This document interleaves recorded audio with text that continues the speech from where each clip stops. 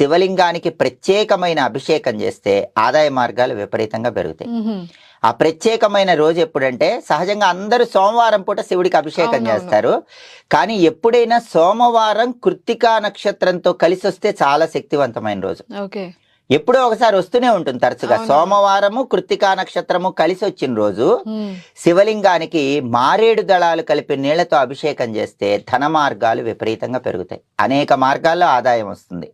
సోమవారం కృత్తికా నక్షత్రం కలిసి వచ్చిన రోజు మారేడు దళాలు కలిపి నీళ్లతో, అలాగే గంగాజలం ఉంటే గంగాజలంతో శివుడికి అభిషేకం చేయాలి.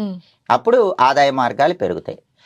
అయితే నిమ్మకాయ ఒక ప్రత్యేకమైన రోజు తెచ్చుకొని మీరు ఇంట్లో బీరువాలో పెట్టుకున్నా, లేదా మీ వ్యాపార స్థలంలో క్యాష్ బాక్స్లో పెట్టుకున్నా విపరీతమైన ధనలాభం కలుగుతుంది. ఎవరైతే నిత్యం అభిషేకాన్ని పూజని ఒక భాగంగా చేసుకుంటారో, ఒక దినచర్యలో ఒక భాగంగా చేసుకుంటారో వాడిని ఎవ్వడూ వచ్చి కాపాడాల్సిన అవసరం లేదు, వాడికి ఎవడు సహాయం చేయాల్సిన అవసరం లేదు.